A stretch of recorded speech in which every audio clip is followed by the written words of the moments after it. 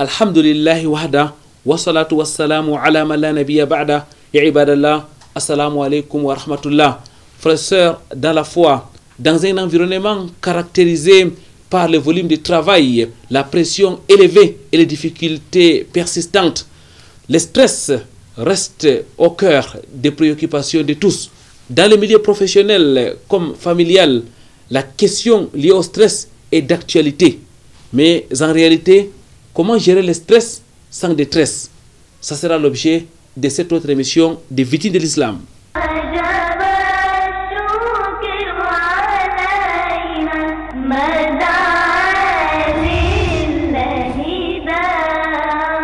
Très chers téléspectateurs, mesdames, mademoiselles, messieurs, ahlan wa sahlan wa marhaban bikoum, bienvenue sur ce plateau de votre émission Victimes de l'Islam. Nous sommes à Bafoussam, la capitale de la région de l'Ouest Cameroun. Victimes de l'Islam, votre rendez-vous hebdomadaire sur Canal D international, rendez-vous à trois articulations au cœur de la société, l'entretien, mais aussi et surtout la cérémonie du Saint Al-Qur'an al-Karim. Pour commencer, écoutons et méditons la parole d'Allah, exalté soit-il.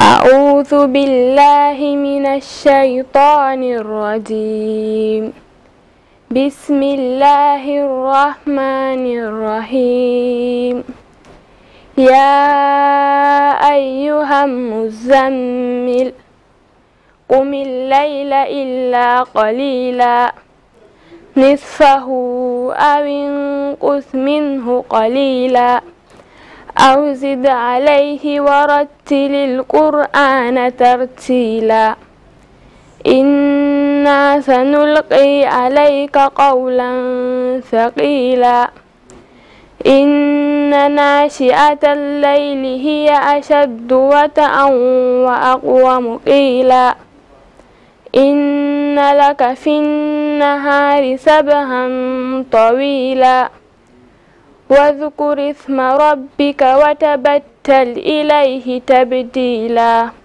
وجب الشكر علينا مدى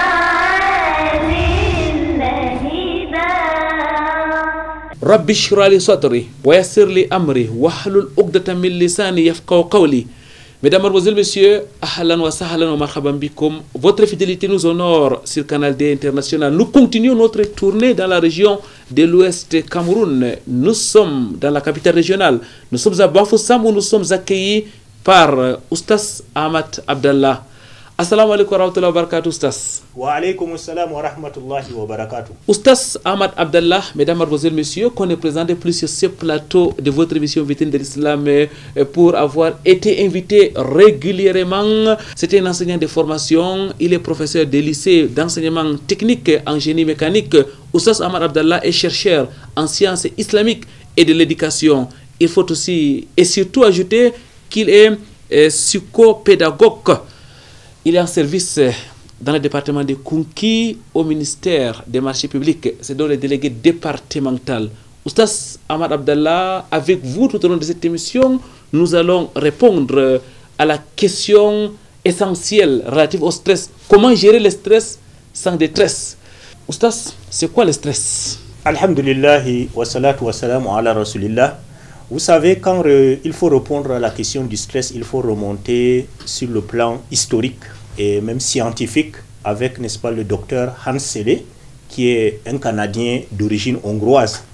Quand il a découvert en 1936 le phénomène de stress, il lui a donné le nom de syndrome d'adaptation. Et ça consiste en une réaction interne du corps qui permet au corps de réagir face à un certain nombre d'événements extérieurs qui surviennent. C'est pour dire que le stress est vécu par tous les êtres humains, les animaux, parfois même les plantes. Donc chaque fois qu'il y a un changement de situation, il y a le stress qui monte. Et chaque fois qu'on a un volume d'activité à faire, le stress monte. Et le stress a trois plateaux. Il y a la phase montante, il y a la phase du plateau et il y a la phase, n'est-ce pas, descendante. L'objectif donc, c'est de gérer le stress avant que ça ne soit grave. On va rester dans la compréhension du stress, Oustaz. Quels sont les signes donc du stress? Comment peut-on reconnaître que telle ou telle personne est stressée? Non, les signes de stress sont nombreux, mais on peut donner quelques signes parmi les plus vulgaires qu'on peut connaître. Par exemple, vous allez voir quelqu'un qui est stressé, il est intolérant, il est irrité. Donc l'irritabilité, ça fait partie des signes de stress. Il y a par exemple le manque de joie. Il y a par exemple manque de concentration. Un élève, un étudiant ou quelqu'un qui travaille n'arrive pas à se concentrer pour faire un travail. Ça est un signe de stress. Il y a la multiplication d'erreurs. Quelqu'un qui multiplie les erreurs qui normalement, en temps normal, il ne devrait pas commettre ce genre d'erreurs. Il y a les conflits, que ce soit conflits conjugaux, conflits en famille, conflits au niveau du travail. Quand il y a cette répétition de conflits sans, n'est-ce pas, raison vraiment évidente, c'est des signes de stress. Il y a également les troubles de sommeil. Quelqu'un qui n'arrive pas à bien dormir la nuit, soit il ne dort pas au début de la nuit, soit pendant la nuit, il se réveille pour rien. Il y a les troubles d'alimentation et l'incapacité aussi à prendre une décision. On est en face d'une situation, au lieu de prendre une décision fixe, on n'arrive pas à prendre la décision, on n'arrive pas à agir. Ça également, n'est-ce pas, c'est des signes qui démontrent le stress. Oustaz Ahmad Abdallah, est-ce à dire que le stress est une affaire de tous? Le stress est une affaire de tout le monde. C'est-à-dire que les spécialistes ont dit même que personne ne peut dire qu'il vit sans stress. Mais maintenant, l'objectif, c'est de vivre sans détresse. Donc, il faut vivre le stress, apprendre à vivre avec son stress en le gérant de façon, n'est-ce pas, rationnelle, de façon efficace. Parce que tout le monde, que ce soit les bébés, que ce soit les grands, que ce soit les femmes, les enfants, les imams, tout le monde vit le stress. Jazakumullah khairan. Oustaz, on va donc continuer toujours dans l'exploration du stress, question de mieux cerner cette expression qui est utilisée aujourd'hui un peu partout, que ce soit dans le monde professionnel, dans le monde familial, dans le milieu spirituel. Le stress a droit donc de citer. Oustaz, est-ce qu'on peut qualifier les échappatoires comme conséquence du stress? Justement, vous savez, quand les êtres humains se sentent stressés, prenons par exemple sous forme de soucis, quand quelqu'un a trop de soucis, généralement, il se dit qu'il faut que je cherche une solution. Parmi ces solutions que vous avez citées là, ces échappatoires, il y a par exemple l'alcool, il y a la drogue, il y a le tabac, il y a le fait de s'isoler pour dire que je ne rencontre personne. Donc, tout cet ensemble de choses que les gens font pour échapper au stress, au fait, ça ne leur permet pas d'échapper au stress. Pour la petite histoire, même d'ailleurs, même ceux qui boivent même beaucoup maintenant commencent à dire que les problèmes ont appris à nager. Donc, quelqu'un boit beaucoup, il croit que le problème va partir, mais le problème ressurgit de plus belle. Donc, ces échappatoires montrent seulement que la personne est tellement stressée qu'elle n'arrive pas à gérer son stress. Elle se dit que en allant, n'est-ce pas, vers ce genre de choses, ça peut calmer le stress. Or, ça ne calme pas. Il y a beaucoup plus d'autres solutions qui sont les meilleures. Des solutions que nous allons évoquer dans le cadre de cette émission. Oustaz Ahmad Abdallah, qu'Allah soit-il vous récompense. C'est donc une simple illusion que de penser qu'on va utiliser certains échappatoires pour sortir du stress. Oustaz, vous avez dit que le stress est à plusieurs niveaux, à plusieurs dimensions. Ça veut dire que le stress grandit, ça peut s'aggraver? Ah oui, le stress que vous voyez, c'est comme un enfant qui est né et qui évolue. Donc quand le stress commence, si vous n'arrivez pas à gérer le stress, il évolue. Les savants disent qu'il évolue, il peut atteindre le niveau de l'isolement, le niveau de palpitation, ça peut atteindre le niveau de... Ça peut même vous couper le souffle à un moment donné, vous n'arrivez même plus à bien respirer. Ça peut même vous créer des maladies que vous n'avez pas avant. Tu vas voir quelqu'un qui n'avait pas la maladie qu'on appelle l'estomac par exemple. Dès qu'il est stressé, subitement il a l'estomac. Ou bien beaucoup d'autres maladies. Ça peut même aller plus grave jusqu'au suicide. Pourquoi pas même la mort? Et j'aimerais illustrer ici avec un exemple, si vous le permettez. Allez-y. Au temps de la Deuxième Guerre mondiale, il y avait 9 soldats allemands qui s'étaient retrouvés dans une grotte. Maintenant, l'ennemi a envoyé une bombe à l'entrée de la grotte. Et la bombe va exploser d'une seconde à l'autre. On dit qu'après l'explosion de la bombe, quand on est venu faire l'autopsie et les enquêtes, tout ça, on a constaté qu'il y a 3 soldats qui sont morts sans que la bombe ne les touche. Donc, eux, ils sont morts avant même que la bombe n'éclate. Pourquoi? Parce qu'ils étaient stressés et ils ne trouvaient pas de solution. Donc, quand l'être humain, dans sa tête, n'arrive pas à trouver une solution à son problème, ça augmente les tensions et ça peut, n'est-ce pas, éclater le cerveau et ça peut le tuer. Il y a les 3 autres et ils sont, n'est-ce pas, devenus fous. Tout simplement parce qu'eux aussi, ils cherchaient une solution, ils n'ont pas trouvé. Et il n'y a que 3 que la bombe, effectivement, a tué. Vous voyez donc que le stress en fonction donc de sa gravité, du délai qu'on vous donne pour prendre la décision et la façon dont vous gérez peut avoir un impact, n'est-ce pas, considérable et même gravissime dans votre vie. Le stress est dangereux et même très dangereux. Ça peut conduire jusqu'à la mort. Mesdames, Mademoiselles, Messieurs, nous allons vous rejoindre chez vous, autour de vous, au cœur de la société.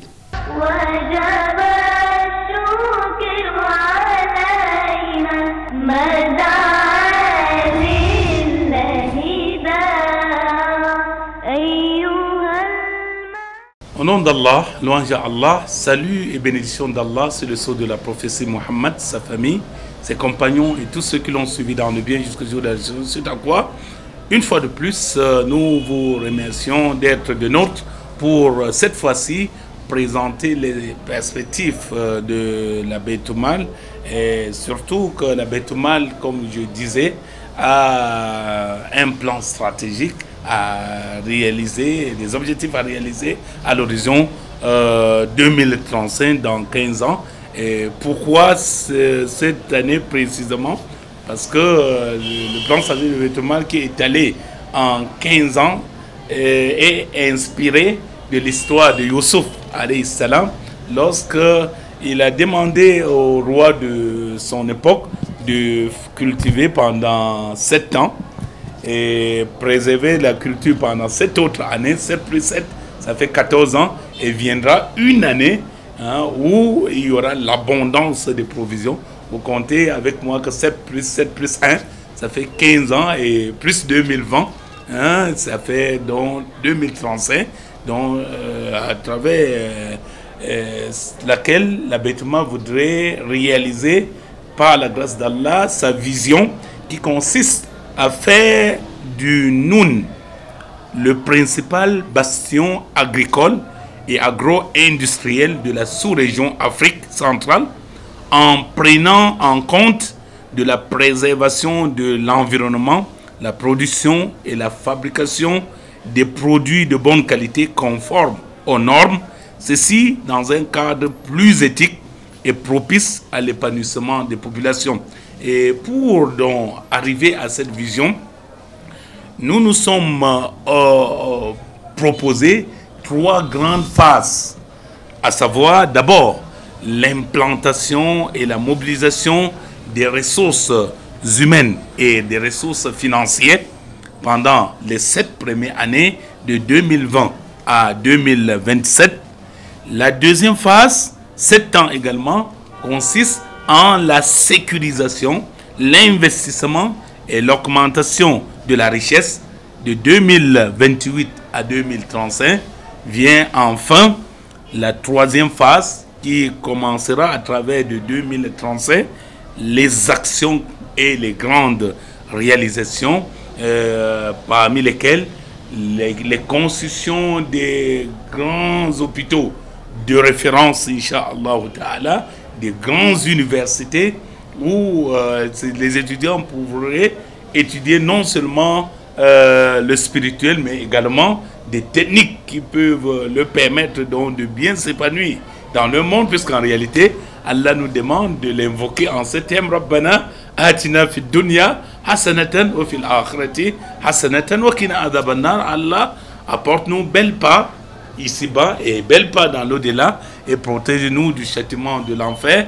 Et ainsi, lorsqu'on aura par la grâce d'Allah l'abondance de biens, ces biens nous permettront de mieux nous occuper de nos responsables religieux, qu'il s'agisse des imams, qu'il s'agisse des prédicateurs, qu'il s'agisse des délégués ou bien des présidents, et ainsi de suite, d'associations religieuses, pour ainsi permettre, Inch'Allah, que l'objectif que s'était fixé, la Baytul Mal, qui est l'amélioration des conditions de vie de la population, que cet objectif devienne concret. Mais nous ne pourrons jamais réaliser cette vision, réaliser ces objectifs, si les bienfaiteurs n'apportent pas vraiment leur appui considérable à la Baytul Mal. Quand je dis appui ici, c'est l'appui multiforme. L'appui financier, alhamdulillah, c'est déjà beau, à travers nos zakat ou bien nos sadaka que nous devons prélever plutôt à la Baytul Mal. Imaginez un peu si 1 million de personnes prélèvent seulement 1200 francs à la Bayt-el-Mal par an. La Bayt-el-Mal compterait plutôt des milliards de francs CFA par an.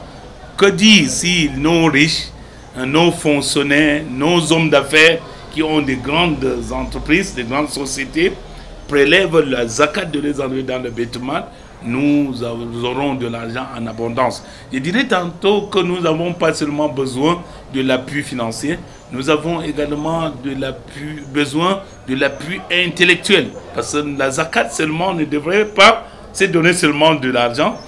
Nous, vous autres, les intellectuels, des grands professeurs, des grands docteurs en différentes sciences, puisque la Bayt-el-Mal contribue au développement de la communauté musulmane, chacun devrait apporter sa contribution avec ce qu'Allah subhanahu wa ta'ala lui a donné comme connaissance. C'est même la raison pour laquelle la Bayt-el-Mal a mis sur pied une commission scientifique qui regroupe les grands professeurs, les grands docteurs, afin que personne ne se sente exclu.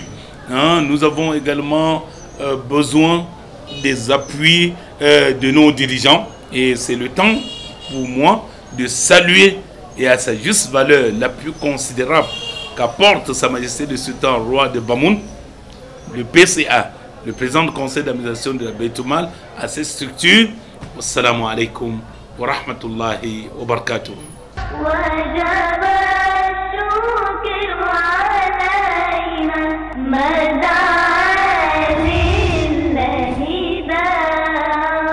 Pureté et gloire à Allah exalté soit-il. Mesdames, Mademoiselles, Messieurs, bienvenue une fois de plus sur ce plateau de votre émission Vitrine de l'Islam où nous parlons du stress. Nous sommes à Bafoussam, la capitale de la région de l'ouest du Cameroun. Nous sommes en compagnie de Oustaz Ahmad Abdallah. C'est un éducateur de formation. Il est prêtre donc en génie mécanique. Il est surtout psychopédagogue. Il est en service à la délégation départementale du Kunki au ministère des marchés publics. Il est le délégué départemental. Oustaz Ahmad Abdallah est surtout chercheur en sciences islamiques et de l'éducation. Un éducateur donc pour nous parler de la gestion du stress sans détresse. Oustaz Ahmad Abdallah, avec vous, nous avons parlé de long en large sur la définition du stress. Nous l'avons exploré. Nous espérons que les uns et les autres sont désormais édifiés par rapport à ce concept. Il s'agit en réalité d'un concept qui n'épargne personne. Quelles sont les causes du stress? Pour trouver les causes du stress, je crois qu'on peut se limiter aux principales causes parce qu'il y en a tellement. Parmi ces principales causes, il y a par exemple la séparation d'un être cher. Vous imaginez quelqu'un qui vient par exemple de divorcer, que ce soit l'homme ou la femme, peut, n'est-ce pas, être stressé et généralement est stressé. Il y a également, n'est-ce pas, l'annonce d'une mauvaise nouvelle. Quelqu'un est assis tranquillement, là on vient, on lui annonce subitement une mauvaise nouvelle et de façon brusque. Ça stresse, n'est-ce pas, l'être humain. Sa tension va monter. Il y a l'avenir incertain. Si vous voyez un jeune, par exemple, qui est en train de fréquenter, il voit devant lui, là, il ne sait même pas qu'est-ce qu'il va devenir. Il réfléchit dans sa tête là, que quel est son avenir, il n'arrive pas à trouver. Ça stresse également. Il y a le surménage. Mais les savants disent que c'est beaucoup plus le malménage qui crée le stress. Ce n'est pas forcément le surménage, parce que le cerveau de l'être humain est fait pour, n'est-ce pas, contenir la plupart des choses que nous vivons dans la vie. Mais le malménage, c'est quoi? C'est le désordre. Quelqu'un qui vit dans un désordre, là, dans sa chambre, tout est sens dessus-dessous, et lui-même, de façon interne, même, il n'est pas discipliné, il est désordonné. Ça cause, n'est-ce pas, le stress. Il y a l'accident, l'échec scolaire, ou à un concours, par exemple. Il y a la pauvreté, quelqu'un qui est tellement pauvre jusqu'à ce que même le minimum, là, il n'a pas. Et chaque fois, il réfléchit comment avoir. Et le contraire aussi, c'est-à-dire l'excès de richesse. Là aussi, ça stresse. Quelqu'un qui a tellement d'argent et il est en train toujours de réfléchir sur ça, ça stresse. Donc ça, c'est quelques éléments qui nous montrent que le stress, n'est-ce pas, peut avoir des causes variées. Et c'est la même chose avec aussi le changement subit de zone. Par exemple, vous quittez de Douala, vous venez à Bafoussam. Si vous n'étiez pas suffisamment préparé, vous pouvez, n'est-ce pas, être stressé, arriver, n'est-ce pas, à Bafoussam, parce que le milieu aura changé. Donc voilà quelques principales causes, n'est-ce pas, du stress. Est-ce que parmi les causes, on peut aussi parler de l'attente des nominations et des résultats? Exact, cher Koranga, vous avez très bien vu. Surtout au Cameroun, prenons le cas par exemple des fonctionnaires. À 17 h, si on annonce par exemple les nominations dans un ministère, vous allez constater que celui qui travaille dans ce ministère-là, il ne s'assoit pas bien. Il s'assoit, il s'élève, il bouge, il avance, il recule, parce qu'à tout moment, il se dit que mais lui, est-ce qu'il ne faut pas qu'on me bouge, et ainsi de suite. Tout dernièrement, quand il devrait avoir le conseil, par exemple, de la magistrature, vous imaginez un peu, la plupart de ceux qui étaient dans ce corps-là, ils n'étaient pas tranquilles dans leur peau. Pourquoi? Parce que chacun se disait que mais où est-ce qu'on va m'envoyer? Est-ce que... Donc le fait de se poser des questions, donc l'attente des résultats, c'est la même chose avec les élèves. Un élève ou un étudiant qui attend le résultat d'un examen ou le résultat d'un concours, ça stresse. Quelqu'un qui doit présenter un mémoire, il est en train de le préparer et le jury peut être sévère et tout ça là, ça peut aussi, c'est des éléments qui stressent. Donc là, vous avez trouvé correctement. Quelqu'un qui fait une demande en mariage et on ne lui donne pas la réponse aussitôt. On lui dit que non, revient demain, attends d'abord, la famille va se réunir. Ou la demande d'embauche et on ne te donne toujours pas la réponse. Donc l'attente vraiment de tout résultat, ça stresse de façon automatique.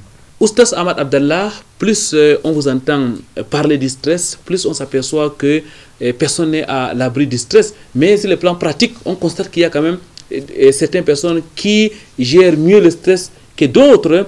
Est-ce à dire que c'est aussi naturel, la gestion du stress? Ah oui, le stress est lié à la nature humaine. C'est pas ça de la façon que moi, Ahmad Abdallah, je gère le stress, n'est pas de la même manière que vous, en tant que Koiranga, vous gérez le stress. C'est pas de la même manière qu'un autre va gérer le stress. Parce que ça dépend de sa propre nature. Il y a une notion qu'on appelle en philosophie ou en psychologie, le recul esthétique. Donc, si vous n'avez pas de recul esthétique, le stress va plus avoir d'impact sur vous. Et qu'est-ce qu'on appelle le recul esthétique, si vous permettez? Le recul esthétique, c'est par exemple quelqu'un qui est en train de voir un film. Il n'arrive pas à distinguer le film qui est à l'écran et lui-même la réalité dans laquelle il est. Si maintenant, par exemple, l'acteur dit à l'actrice que je ne t'aime plus, tu vas voir la jeune fille qui suit le film là et se met à pleurer. Parfois avec des larmes même. Ça là, c'est le manque de recul esthétique. Donc elle est stressée pour un problème qui ne lui concerne même pas. Parfois, si dans l'écran on tire avec un pistolet là pour tuer quelqu'un, tu vas voir quelqu'un qui est assis au salon, il esquive. En esquivant, lui, il se dit que c'est lui qu'on visait. Donc, il n'arrive pas à distinguer cette esthétique qu'on est en train de faire. Et enfin, le dernier exemple que j'aimerais donner, c'est l'exemple du football. Si vous suivez un match de football en direct avec quelqu'un et qu'on envoie une belle passe à quelqu'un pour marquer le but, si vous êtes devant quelqu'un qui n'a pas le recul esthétique, il va vous tirer le derrière. Pourquoi? Parce que dans sa tête, c'est comme si c'est à lui qu'on a envoyé le ballon et maintenant, lui, il veut marquer le but. Voilà. Et vous vous rappelez tout dernièrement, je ne sais pas à Douala si vous avez fait les tests du Covid. Quand quelqu'un fait par exemple le test du Covid et qu'on lui dit que le résultat c'est dans 30 minutes, dans 1 heure, dans 2 heures, dans 3 heures, vous allez voir qu'un bon nombre est stressé. Pourquoi? Parce que pour lui dans sa tête là, mais est-ce qu'on va, voilà. Et ce stress varie donc en fonction de la personne. C'est pourquoi une des meilleures solutions là, quand tu sais que tu vas aller dans une situation de stress, il faut toujours trouver qu'est-ce qu'il faut faire à ce moment-là, donc prévenir. Restons toujours dans le cadre des causes de stress. Oustaz Ahmad Abdallah, je rappelle que vous êtes psychopédagogue. Oustaz Ahmad Abdallah, est-ce que certaines maladies peuvent impacter sur le stress? Oui, les maladies peuvent impacter sur le stress. Je préfère laisser les maladies psychosomatiques, les maladies du corps, aux spécialistes. Ça, je veux parler des médecins. Mais je veux m'intéresser en tant que théologien, en tant que chercheur en sciences islamiques, aux maladies que nous appelons dans le jargon islamique les maladies internes. Il s'agit par exemple de la jalousie, de l'envie. Les maladies du cœur, en quelque sorte. Les maladies du cœur, vous avez bien trouvé. Donc, l'orgueil, l'avarice, la colère, les complexes, la rancune. Donc, toutes ces maladies-là, ça augmente le stress. Imagine un peu quelqu'un qui est jaloux. Et subitement, il voit celui envers qui il est jaloux là, a eu quelque chose de bien. Mais ça ne va pas dans sa tête, dans son cœur, ça ne va pas. Donc, ça lui augmente le stress. Et plus ça augmente le stress, plus Allah donne encore à la personne. Lui, il va seulement toujours avoir la tension, et ça peut même l'éclater. C'est pourquoi il va toujours maigrir même pour rien. Donc, il se stresse pour rien. Donc, les maladies internes, les savants déconseillent de les avoir avec soi. Parce que plus tu es vulnérable sur le plan stress, et la suite, n'est-ce pas, sera catastrophique pour toi. Ça veut dire, en général, que les péchés, que ce soit les maladies du corps ou d'autres péchés, peuvent donc conduire l'être humain à stresser. Cheikh Ahmad Abdallah. Pratiquement. La plupart des péchés, n'est-ce pas, ça augmente le stress. Puisqu'à ce moment, le lien avec le Créateur même est diminué. Vous voyez donc que la personne n'arrive même plus à gérer. Or, si le lien avec le Créateur est déjà bien positionné, vous voyez que vous pouvez par exemple gérer certaines choses en vous disant que non, le Seigneur est avec moi. Jazakumullahu khairan, barakallahu fikum, oustaz. Mesdames, mademoiselles, messieurs, nous allons une fois de plus prendre une pause. Question de vous rejoindre chez vous ou autour de vous, au cœur de la société.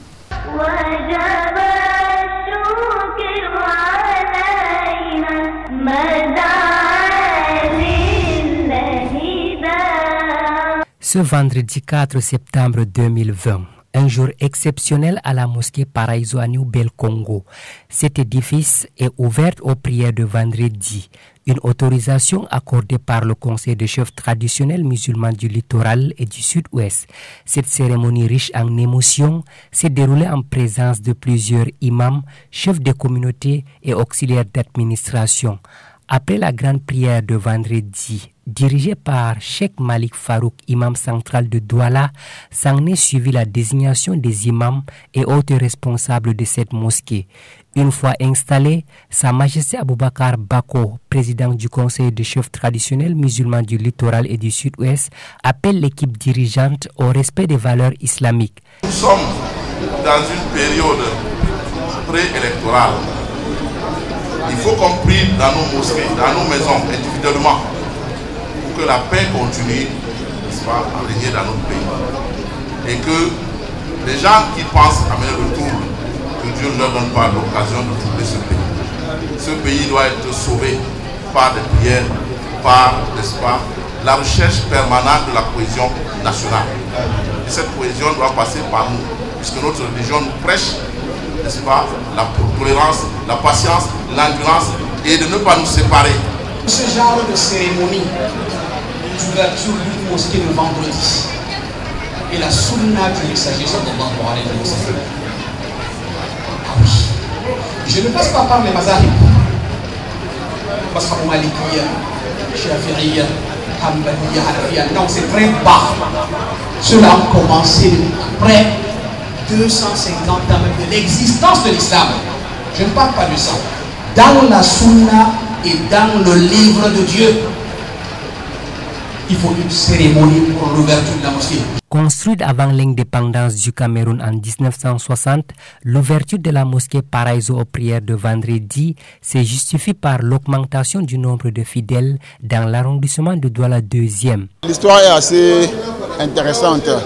Les Yoruba sont les membres fondateurs par le biais de Feu Sa Majesté Youssouf Paraiso, qui est mon grand-père, et qui est aussi un des principaux pionniers de la mosquée centrale de Douala, qui est à quelques mètres de la mosquée Paraiso.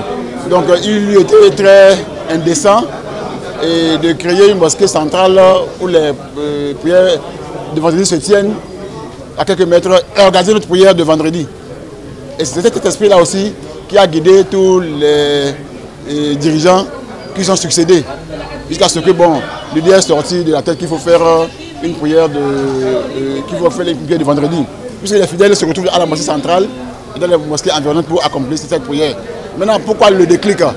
Et quand vous observez la ville, le vendredi, particulièrement le quartier des affaires, qui est le quartier Congo, et le vendredi, les gens prient en route. Malgré tous les efforts qui sont faits, malgré la mosquée Al-Houda, malgré la mosquée Al-Sunna, la mosquée Foulbé, la mosquée sénégalaise, les gens prient en route. Cela veut dire qu'il y a un grand besoin constant.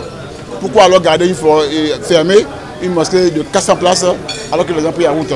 Le défi infrastructurel en termes de mosquées est toujours grandissant. Alors commençons par ce qui est facile, ensuite on pourrait construire de nouvelles mosquées, pourquoi pas des hôpitaux et des écoles. Conscient des défis à relever dans cette mosquée de plus de 400 places, Imam Abdourachid Suleiman, imam principal de Masjid Paraiso, plaide pour une bonne collaboration des fidèles. L'islam est en train de grandir. Vous voyez n'importe quelle mosquée aujourd'hui comme ça, quand on ouvre l'ouverture de vendredi, vous voyez toujours les gens pleins dedans. Vous me comprenez? Tout ça c'est grâce à Dieu, en grâce que l'islam est en train d'évoluer. Vous comprenez? L'islam est en train d'évoluer. C'est là que bon, je suis très content aujourd'hui comme que ma mosquée aussi, tant qu'au moment que moi je suis là. Parce que les papas qui sont partis aussi ont battu. Vous comprenez? Pour que ces jours arrivent. Pour exprimer la gratitude à certaines personnalités, Sa Majesté Younous Paraiso, chef de la communauté Yoruba, et le conseil des sages de cette communauté ont porté leur choix sur 3 dignitaires au sein de cette mosquée. Vivement qu'Allah les assiste dans cette lourde responsabilité.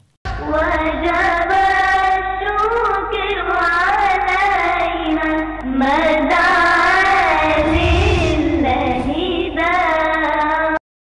grande mobilisation de la communauté musulmane de Douala ce dimanche 6 septembre 2020 au quartier Mbanga Pongo. Des dizaines de fidèles, donc des imams, des responsables associatifs, des étudiants, ont répondu présents à l'orphelinat islamique de Douala en construction. Cet appel de la Sed Al-Bayan, dirigé par Cheikh Zakaria Ondoti, est historique dans la cité économique. Un orphelinat parce que c'est un devoir religieux. Un orphelinat parce que ce sont des enseignements islamiques. Un orphelinat parce que c'est notre responsabilité. Un orphelinat parce que tellement les orphelins sont là, sont délaissés, ils ont besoin d'encadrement, ils ont besoin d'une référence. Voilà, donc le besoin demande en elle-même, voilà pourquoi l'orphelinat. Nous sommes sur le projet de création de l'orphelinat islamique de Douala, ici même à Mbanga Pongo, où nous sommes sur le terrain aujourd'hui avec cette mobilisation pour, n'est-ce pas, amener la société civile qui participe de leur manière à voir, n'est-ce pas, où est-ce que les sommes qu'ils nous envoient vont et quel est l'état d'avancement du chantier. Une journée de travail physique où chacun, homme comme femme, jeune comme vieux, a donné du sien. Une action d'ensemble pleine de symboles, traduisant l'adhésion à ces projets, les premiers du genre dans cette cité. C'est comme un seul homme que la communauté musulmane ici, en Mbanga Pongo, s'est mobilisée ce matin pour le début des travaux de construction et d'aménagement de ce site qui est dédié à l'encadrement et à l'éducation des orphelins. Je dois dire que c'est de l'inédit pour Douala. Je crois, à mon sens, c'est la première expérience que nous allons vivre dans notre ville. J'interpelle ici toutes les bonnes consciences. Que ceux qui sont présents aujourd'hui et ceux qui ne le sont pas, qu'on ne se mobilise pas, car c'est une sadaka jaria. Chacun de nous, ce qu'il va mettre dans le compte de cet ouvrage-là, il va le trouver, Inch'Allah, le jour de Yom al-Qiyamah. لو سئلت عن شعوري وتفاعلي والله كل فرح وكل فخور أن أكون بين هؤلاء الجماعة أن نكون في هذا المكان لو كان بودي كل أهل دوالة أن يكونوا هنا لكي نعمل معا جميع مساجد دوالة أن يكونوا يشاركونا في هذا العمل النبيل لما كنا نبني في هذا المكان تذكرت يوم ما كان الصحابة رضي الله عنهم يحملون التراب يحملون الحجارة ويبنون مع النبي صلى الله عليه وسلم كانوا يقولون لولا الله ما اهتدينا ولا صمنا ولا صلينا كنا نحن نقول هنا سبحان الله والحمد لله ولا إله إلا الله الله أكبر نسأل الله القبول للجميع. Nous sommes vraiment très heureux d'être ici. Je suis moi-même personnellement venu avec mes deux enfants pour la journée aujourd'hui pour travailler avec eux et nous avons trouvé le cadre très bien et nous avons trouvé l'idée super intéressante. Je crois que c'est la première fois qu'on fait un dortoir, un orphelinat, des salles de classe et une infirmerie sur un même lieu. Donc ce sera facile pour d'autres personnes de l'extérieur de venir passer même la journée avec les orphelins. Ils seront parfaitement bien accueillis. Donc je pense que c'est un projet que nous devons absolument soutenir jusqu'à la fin et espérer avoir d'autres projets à l'avenir. Sur place, les travaux débutés depuis plus de 5 mois ont avancé. Dortoirs en finition, salles de cours et infirmerie en construction et mosquées en projection. L'orphelinat islamique de Douala s'élève petit à petit. Concernant les travaux dans l'orphelinat, nous sommes, alhamdulillah, on a déjà fini les 2 dortoirs et nous avons entamé avec la fondation des salles de classe et ainsi que des magasins et de l'infirmerie. Comme ça, nous appelons tout le monde, à participer avec au minimum 100 francs. 100 francs n'est pas petit et 1 million n'est pas beaucoup. Donc, alhamdulillah, on va dire nous sommes en plein travaux, on va dire en mi-chemin. On ne peut pas dire qu'on a déjà beaucoup avancé, on ne peut pas dire qu'on n'a pas avancé. On est à 70%, disons 60% des travaux. Voilà pourquoi nous appelons la participation de tout le monde afin de mettre ce projet à jour. Au-delà de l'effort physique, les participants ont mis la main dans la poche. Presque 500 000 ont été collectés sur place pour la continuité des travaux. Jazakumullahu khaira, jazakumullahu khaira, jazakumullahu khaira, jazakumullahu khaira.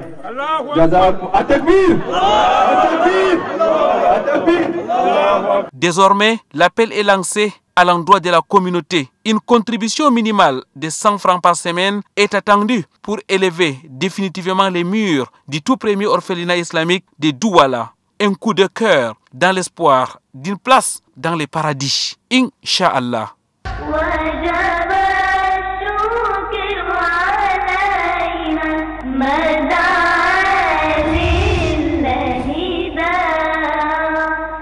Retour sur ce plateau de votre émission Vitrine de l'Islam. Mesdames, Mademoiselles, Messieurs, nous sommes à Bafoussam, la cité capitale de l'Ouest du Cameroun. Nous sommes toujours avec notre invité Oustas Ahmad Abdallah, professeur des lycées d'enseignement technique, génie mécanique de formation. À l'heure actuelle, il est au ministère des marchés publics. Il est notamment le délégué départemental de la Kunki. C'est toujours dans la région de l'Ouest du Cameroun. Oustas, après avoir donc compris ce que c'est que le stress dans la première partie de cette émission et évoqué les causes dans la deuxième partie, nous allons à présent nous intéresser aux solutions. Personne n'est épargné, vous l'avez dit, de stress. Comment gérer donc le stress? Je reprendrai un peu votre terme tout à l'heure qui était bien, parce que c'est un psychologue qui l'a dit. Comment gérer le stress sans détresse? Ça veut dire qu'il faut vivre le stress. Mais comment on vit le stress maintenant? Comment vivre le stress sans aller à la dépression et ainsi de suite? Pour le faire, je commencerai par donner une citation d'un de nos grands imams, qu'on appelle Hassan al-Basri, qui disait que « Law ya'lamul muluku ma nahnu fihi min as-sakina la jadaluna bis-suyuf » que si les chefs d'État et les grands, n'est-ce pas, qui gèrent le monde là, les chefs, s'ils savaient ce que nous avons comme tranquillité du cœur, comme sérénité dans notre cœur, quand nous faisons la prière de nuit, quand nous faisons le zikr, quand nous sommes dans les problèmes, nous sommes tranquilles là, ils devaient nous combattre, n'est-ce pas, avec l'épée. Nous nous rappelons que Ibn Taymiyyah disait par exemple, le monde-ci a un paradis. Si tu n'entres pas dans ce paradis, tu n'entres pas dans le paradis et al-akhira. C'est la tranquillité du cœur là. Donc la base de la gestion du stress, c'est cultiver cette tranquillité du cœur qu'on appelle as-sakina. Et je vous donne un petit exemple, quelques exemples. Premier exemple, un voyageur extraordinaire, c'était un Pakistanais. Il était dans un avion, le pilote a annoncé que vraiment comme vous voyez là, la situation est grave. Tout le monde doit se préparer au pire. Je n'ai plus la tour de contrôle. Je n'arrive plus à gérer mon avion. Maintenant, tout le monde doit se préparer au pire. On dit que tout l'avion a paniqué. Même les hôtesses de l'air qui étaient censées calmer les gens, les hôtesses même pleuraient. Mais ça a surpris tout le monde. Il y avait un monsieur qui était tranquille. Il avait ouvert un livre, il lisait. Et quelques temps après, quelques minutes après, le pilote a dit « Oh Dieu merci !» Tout le monde, n'est-ce pas, a chanté, il dit que j'ai retrouvé le chemin. Et on est sauvé. Mais au lieu que les gens aillent plutôt féliciter le pilote, les gens sont venus se regrouper autour, n'est-ce pas, de notre homme. On dit que, mais toi, comment se fait-il que dans une situation pareille, tout le monde panique, tout le monde est stressé, toi tu es tranquille? Il dit non. Quand j'ai appris que le pilote a dit qu'il a atteint sa limite, c'est la limite humaine, je me suis dit que la solution, c'est Dieu, notre créateur. J'ai renvoyé la balle directement chez Dieu et je sais que lui, il va m'écouter, il va nous trouver une solution. Donc c'est le Coran que j'étais en train de lire. Mais on dit que sur place, là, il a islamisé, n'est-ce pas, une dizaine de personnes. C'est-à-dire qu'ils se sont dit que non, vraiment, ta région là doit être bonne, ta foi là, elle est sincère, elle est bonne, parce que voilà la solution que toi tu as pendant que tout le monde panique. Le deuxième exemple que j'aimerais citer ici chez Koranga, c'est Jésus, fils de Marie. Jésus-Christ, fils de Marie, le grand prophète, n'est-ce pas, que l'islam aussi reconnaît. Il passait à un carrefour et il a vu un homme qui était infirme, handicapé, à qui on avait coupé les deux jambes, et on avait coupé les deux bras jusqu'au niveau des épaules. Donc c'est un morceau de chair comme ça au carrefour. Tout le monde qui passe là fuit même. Maintenant Jésus est arrivé, il a remarqué ça, il est venu à côté de la personne. Quand il est venu à côté de la personne, il était surpris de constater que la personne disait louange à Dieu, gloire à Dieu. Jésus lui dit, mais comment toi là tu dis que louange à Dieu, gloire à Dieu, alors que regarde la situation dans laquelle tu es? Il dit non, j'ai dit louange à Dieu et gloire à Dieu parce que Dieu m'a donné la langue et le cœur pour le glorifier et le remercier. Contrairement à beaucoup de ces créatures qui ont les jambes, qui ont les mains, et ils n'arrivent même pas à être reconnaissants, ils sont ingrats. Oustas Ahmad Abdallah, vous écoutez, la solution, c'est encore dans le Coran al-Karim, dans la sunna du prophète Mohammed sallallahu alayhi wa sallam. La solution, nous l'avons dans le Coran, nous l'avons dans les hadiths, et nous l'avons également dans l'histoire des grands, n'est-ce pas, de nos savants. Un autre exemple que je pourrais vous donner, c'est quelqu'un qui a présenté à sa femme un chef d'œuvre qu'il a fait, c'est un livre qu'il a écrit. Pourquoi? Parce que chaque fois qu'il rentre chez lui pour manger, sa femme lui dit que le repas n'est pas prêt. Et elle va faire 30 minutes, parfois 1 heure pour apprêter le repas. Au lieu donc de se mettre en colère, d'entrer en conflit avec sa femme, il a rentabilisé ce temps. Il s'est mis à écrire, Maintenant, au bout de 2 ans, il a présenté le livre à sa femme. Il a dit à sa femme, voilà le livre que j'ai écrit, grâce, n'est-ce pas, au retard que tu causes pour le repas, au lieu que je me fâche. Il a rentabilisé. Et c'est la même chose avec quelqu'un qui a mémorisé 10 juz au bout d'un certain temps.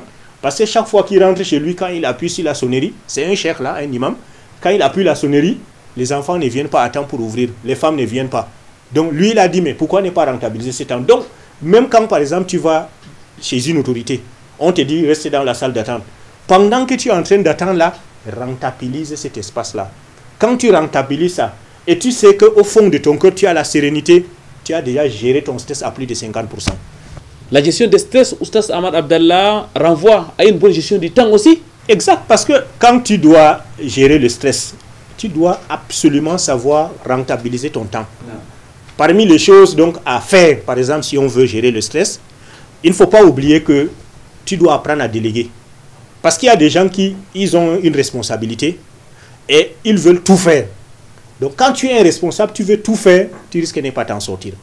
Il y a également le fait qu'il ne faut jamais renvoyer à demain ce que tu peux faire aujourd'hui. Donc s'il y a une chose, un travail que tu dois faire aujourd'hui, une signature que tu dois faire aujourd'hui, fais aujourd'hui et demain est libre.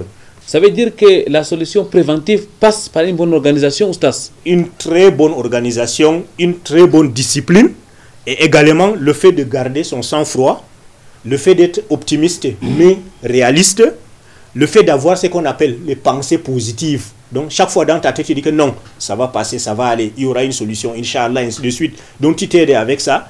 Et le fait d'avoir également une forme physique, morale et spirituelle impeccable.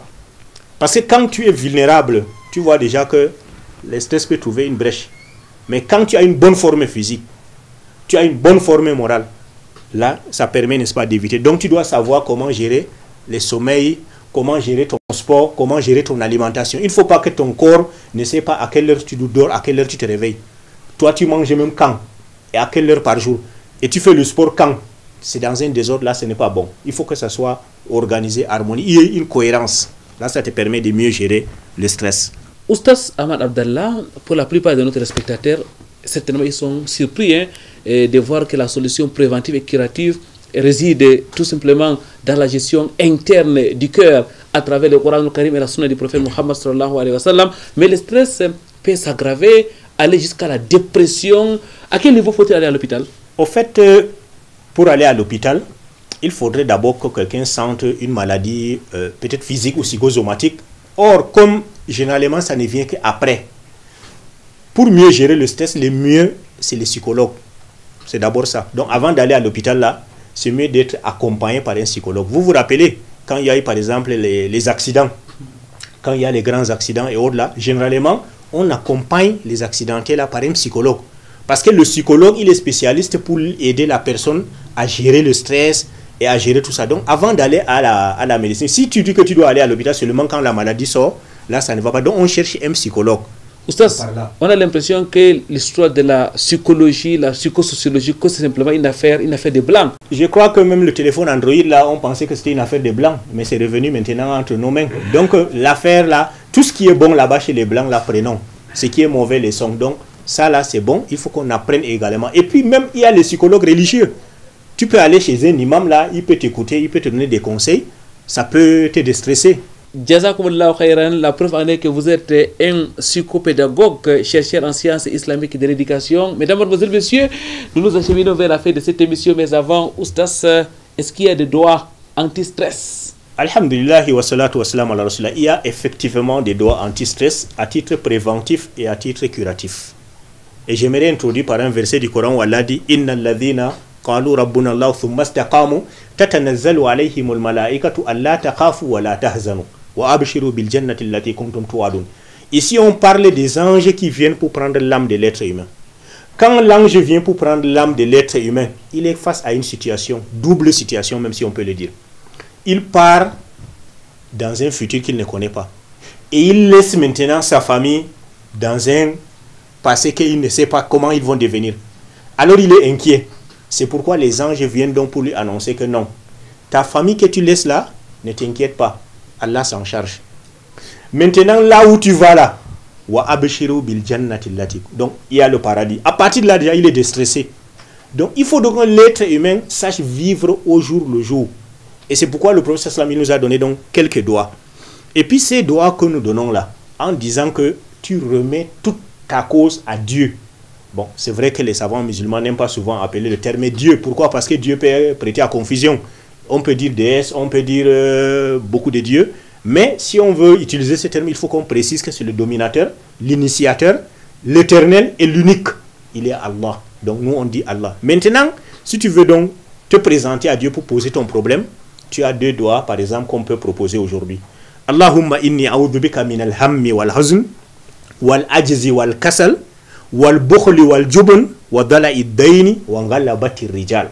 Ça c'est une doigt qui est contenue dans Hisnul Muslim par exemple. C'est une doigt dans laquelle tu demandes qu'Allah te protège contre les soucis, contre la tristesse, contre l'incapacité, contre la paresse, contre le fait d'être incapable de prendre une décision, contre l'avarice, les maladies internes dont nous avons cité, contre également le fait d'être endetté, lourdement endetté, en sorte que tu as même honte de sortir. Nous savons qu'en fiqh ou en islam, on dit que quand tu es lourdement endetté, tu peux même prier à la maison. Parce que si tu sors là pour Dieu, que tu rencontres maintenant ton créancier, il te regarde dans les yeux là, toi-même ta prière n'est plus dans la concentration. Et il y a également la domination des hommes. La plupart des problèmes que nous avons dans la vie là, c'est parce que les autres nous dominent. Donc Allah te protège contre ça. Maintenant, si tu es déjà stressé, il y a une autre doigt également. Allahumma inni abduka, wabnu abduka, wabnu amatika, nasiyati biyadik, madhin fiya hukmuk, adlun fiya qadauk, as'aluka bi kulli ismin huwa laka sammayta bihi nafsak, aw anzaltahu fi kitabik, أو علمته أحدا من خلقك أو استأثرت به في علم الغيب عندك أن تجعل القرآن ربيع قلبي ونور صدري وجلاء حزني وذهاب همي. On voit que là, tu te remets entre les mains du Créateur et à travers son Coran qui est un guide, qui est une lumière. Allah, n'est-ce pas, maintenant il dissout tous tes problèmes au lieu d'aller chercher les échappatoires qui ne résolvent pas les problèmes. Shukran lak, barakallahu fik, jazakumullahu khairan. Oustaz Ahmad Abdallah, qu'Allah exalté soit-il vous récompense pour ces éclairages. Nous allons tout simplement prendre votre mot de fin, un dernier mot à l'endroit de nos téléspectateurs. Je dirais que tout comme chaque être humain doit faire un effort de vivre le stress sans détresse, nous pouvons aussi aider les autres à gérer le stress. Parce que parfois, c'est les autres qui aggravent le stress d'autrui. Donc nous devons aussi apprendre. Quand nous savons que quelqu'un est dans une situation, il peut être stressé, aidons la personne à gérer le stress. Et n'oublions pas de faire beaucoup de salat sur le prophète sallallahu alayhi wa sallam. Parce que dans un hadith est venu aussi que quand tu multiplies beaucoup le salat sur le prophète sallallahu alayhi wa sallam, Allah, n'est-ce pas, va s'occuper de tes soucis et de tes problèmes. Donc la salat, les zikr, tout ça, c'est des choses, n'est-ce pas, qui calment, n'est-ce pas, le cœur et ça déstresse. Qu'Allah nous y aide. Amin. Oustaz Ahmad Abdallah, mesdames, mademoiselles, messieurs, il est délégué départemental du Kunki au ministère des marchés publics. Il est enseignant de formation, professeur de lycée d'enseignement technique, option génie mécanique. Il est aussi chercheur en sciences islamiques et de l'éducation, psychopédagogue. Il était notre invité. Qu'Allah soit-il lui accorde les récompenses indiquées. Oustaz Ahmad Abdallah, Abou Hanna. Nous allons aussi saluer Hannatou, qui est l'une de nos téléspectatrices ici dans la ville de Bafoussam. Et notre salam particulier à sa maman. Un salam donc à toute la famille de Oustaz Ahmad Abdallah. Et un salam aussi à vous, mesdames, mademoiselles, messieurs, très chers téléspectateurs. Merci à vous pour votre aimable attention.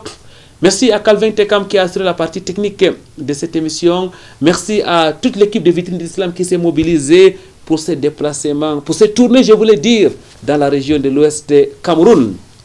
Et nous n'allons pas partir sans vous laisser méditer sur une des invocations que Oustaz Ahmad Abdallah a rappelées dans les cadres de la lutte ou de la prévention contre le stress.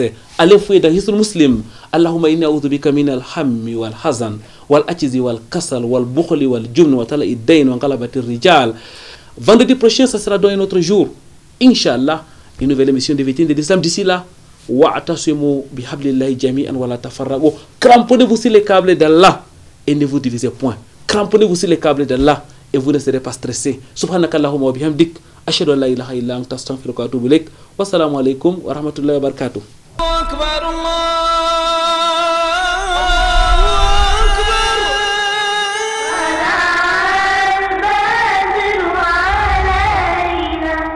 من ثنيات الوداع